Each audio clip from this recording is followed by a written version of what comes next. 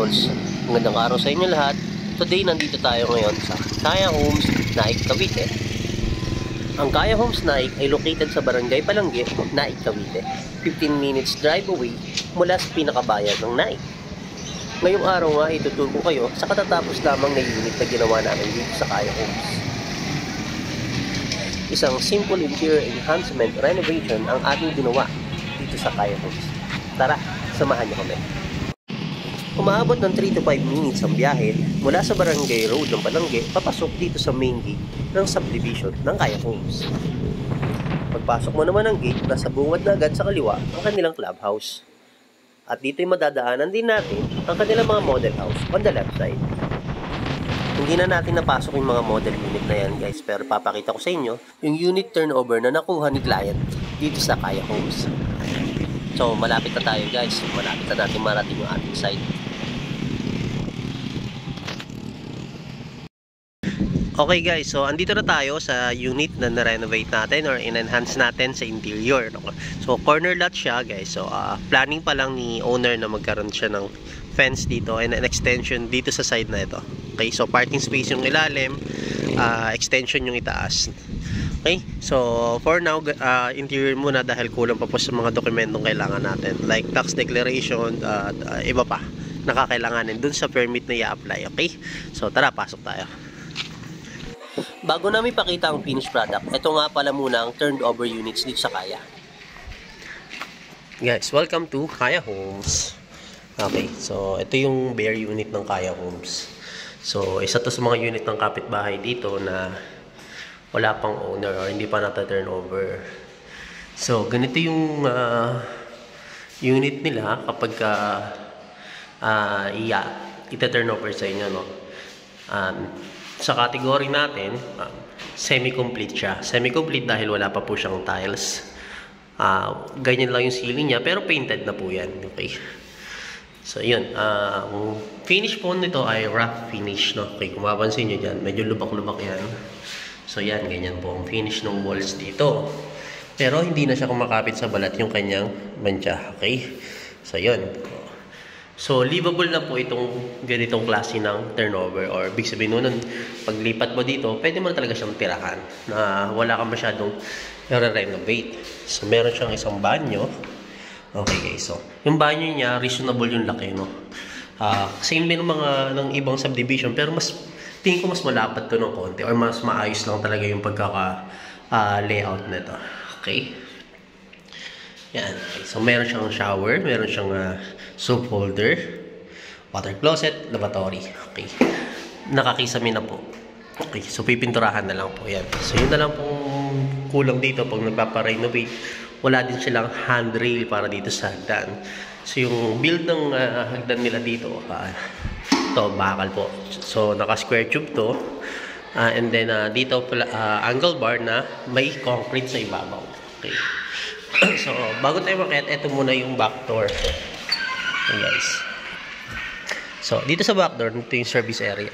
Kung saan nandito yung dirty kitchen or yung pinaka-kitchen na niya. Okay, so, dyan yung kapitbahay. Yan yung itsura nito. Tapos dito, nagko-conserve sila ng water. So, yung rainwater, in-store nila dito sa water tank. And then, yan, pwede mong gamitin. Panghugas-hugas, panglinis, pambuhos sa banyo. Yun, so, yun. So, maganda yung idea nila dito guys na nagko-conserve sila ng water. Okay, so babalik tayo dito sa loob. Dito, papansin nyo, medyo marami yung outlet, no? So, yun po, yung nakikita nyo to, itong outlet na to. That is for fridge. So, ganyan po yung mga itsura ng special outlet. Okay, so universal na yan. Okay, so yun. Dito po meron ditong regular outlet na convenience outlet, no? Tugaw. Okay? Sa side na yun, meron din. Doon din, no? So, ito po, mga saksakan po ng mga appliances. TV or cassettes. Ano pa ba mga pwede saksak dyan. Okay. So, dito, meron ditong dalawang kakaiba. Okay. So, nakikita nyo dito sa kanan is para dito sa internet, guys. Okay. So, hindi mo na kailangan magpalawid ng wire dito sa may wall pagkapangin. So, meron na siyang ready. And ito naman ay para sa internet. Yung Cat 5 or Cat 6. Yan, okay. Ganyan siya guys. So yun, connected na siya, I guess sa taas. Pero hindi ka pa na-check, no? So, ayun. So, pagka nagpakabit kayo ng internet, dyan ay nagkoconnect ng internet provider yan. And, akit tayo sa taas, no? So, casement window po yung gamit dito. Sa unit na to, no? Yan, so, ayan. Ito po, sa mga casement window po yan. So, ito, yung landing nila naka-triangle din. Same to ng hagdan dun sa TPR. So, ano nga lang pinagkaiba, guys? Mas malapad, mas magandang hakbangan, mas safe, okay? So, ito po kung papansin nyo, yung baitang niya talagang malapad. Okay, so hindi talaga siya nakakaalangan na apakan. So, safe na safe po siyang apakan. At hindi makalog. Mas matibay po yung pagkakagawa nito compared dun sa unang unit na nagawa namin, no? So, hindi natin sure kung lahat yun ay ganon. So, nagkataon lang siguro yun. Pero ito, matibay. Ayos, guys. Ayan, okay. So, dito na tayo sa second floor. Okay. So, dito, wala pa tayong partition. Pero may provision to for, I guess, 3 bedroom or 2 bedroom. Based dito sa mga outlet, sa mga switches na nakaabang. So, ito ay switch for the hallway. Ito ay sa bedroom 1 or bedroom 2. Maaring ganon. Okay, so ito yung overview ng hagdan. Yan, ganyan po yung hagdan nito pag turnover nila. So, nakakisame na rin po. Okay. Yun. So, ano na lang, konting furnish na lang kasi katulad po nito, nakabuka, so ayusin yan. And then yung mga screw heads niya, mga nakaangat yan, guys. Yan. So, dito merong outlet para sa aircon. So, ito. Yan, so yun, guys. Kakat-out mo lang yan, depende sa size ng aircon na gagamitin mo. So, sa ganito sa kaliit, pwede dito ang 0.7 HP or 0.5. Okay. Yan, so meron din ditong convenience outlet. So, doon meron din. Dito ulit, another aircon. Yan, guys. So, ayun, ito. Ganito po ang itsura nitong second floor. Okay. So, medyo mababa yung kisame, guys. Ito, abot na abot natin, guys. Dito sa portion ng bandang likuran. Kasi, yun nga, ang bubong nito mataas doon, pababa rito. Okay. So, dito meron silang fire exit. Okay. Yan. Ito yung bintana. Okay. So, yun, guys. Yun, maganda yung fire exit nila. Okay.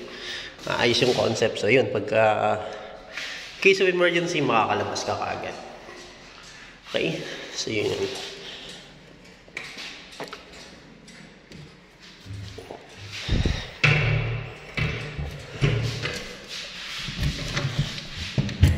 So, ayun. Ito na yung ating semi-complete bare type na finish ng bahay dito sa Kaya Homes. Kung saan sabi nga nila sa advertisement nila, ang tunay na kaya mo. And then, lipat naman tayo dun sa project namin dito. Kung saan kakatapos lang namin siyang i-renovate.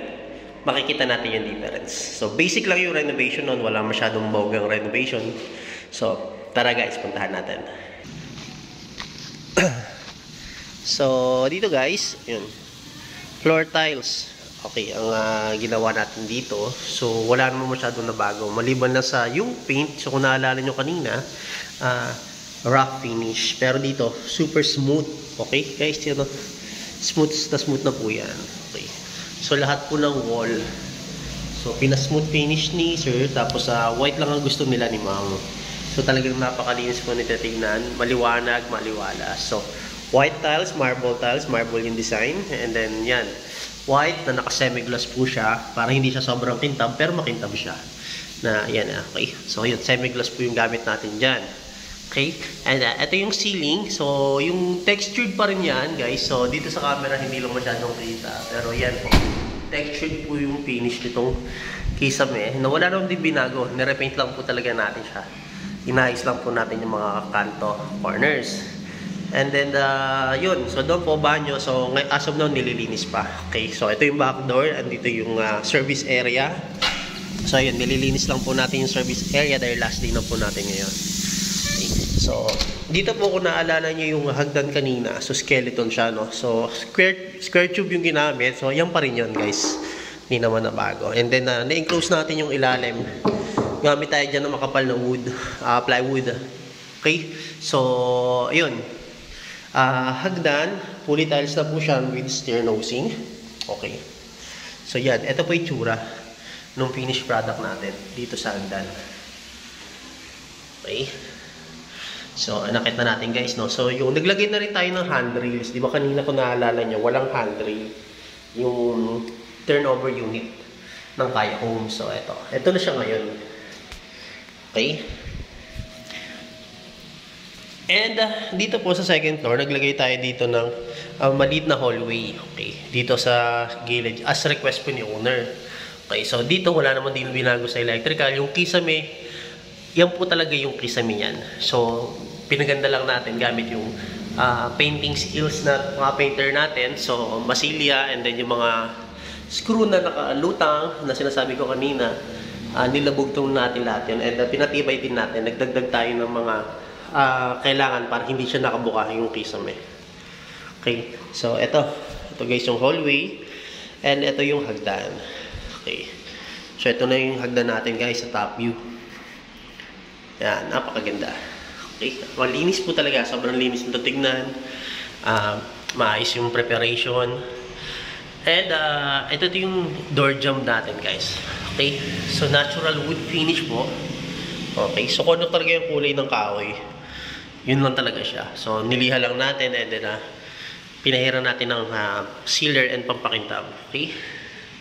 So yun, so medyo magkaiba siya ng konti. Ito medyo mapula, ito yung medyo light. So yan yung natural color niya, kahoy na ginamit natin dyan. And ang request pong kulay ni owner is light brown para dito sa pinto. So kasi white po yan eh. Pero ngayon, kinulayan natin siya. So yun, ganda niyang tingnan. Okay, so sasarado natin.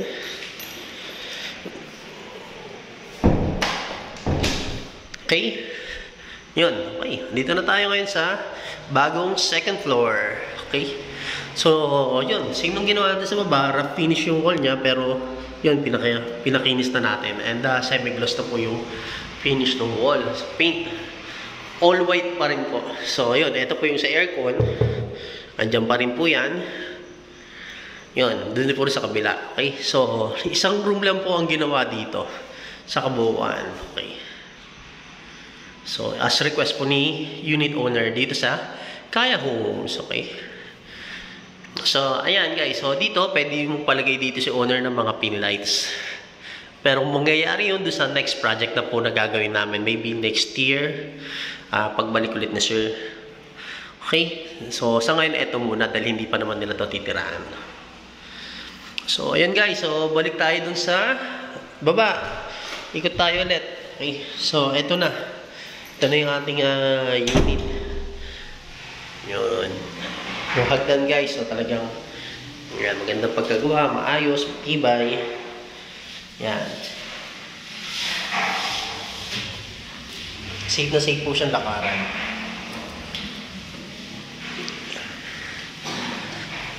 So, ayun guys. So, dito naman, sa mga nagtatanong kung anong pwede natin gawin dito. So, ang setup nito, yan, lalagyan na lang natin siya ng TV console cabinet dyan. Okay? So, doon, provision na talaga siya for refrigerator. Pwede namang wala kasi nga living area to. Pwede mong i-extend yung likod para doon na yung pinaka-kitchen. Okay? So, ayun, pwede tayo maglagay dito ng mga wall decor and pati doon sa itaas para magkaroon ng buhay itong wall na yan since ito nga yung ating living area. And dito, pwede nyo set up po yung ating mga sofa. Okay? So, yan po. Yan po ang ating finished product dito sa Kaya Homes. Yun lang po. Maraming salamat. So, kung di ka pa naka-subscribe, mag-subscribe ka na. Thank you. Give us a like.